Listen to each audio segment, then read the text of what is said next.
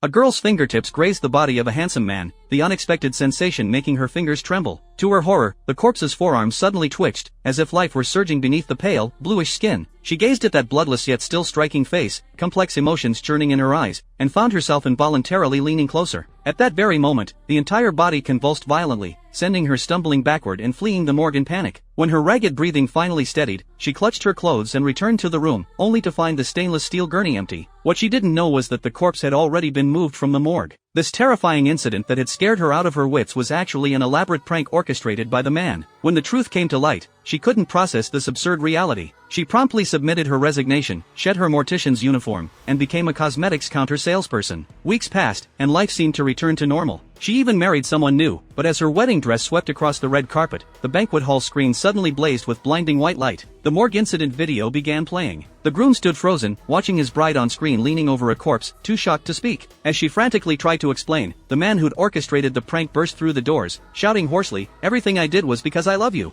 Amid the guests' uproar, the groom stormed out of the wedding in humiliation and rage. The video went viral like wildfire, forever branding her as the woman from that scandal. Respectable job opportunities vanished, and even dining out drew snickers and pointing fingers. Former friends avoided her like the plague, and when her last social connections were severed, she completely broke down in her empty apartment. The day she spent her last savings on a gun, she found him waiting in a suburban cemetery. "I'd die for you 10,000 times, the man spread his arms, obsession burning in his eyes, just to stay by your side. She silently raised the gun, the muffled sound of the bullet piercing his abdomen startling birds from the trees. As she watched him fall into the grave he'd dug for himself with that eerie smile still on his face, her lowered fingertips continued to tremble, uncertain whether this absurd ending was the conclusion of her revenge or the beginning of another nightmare.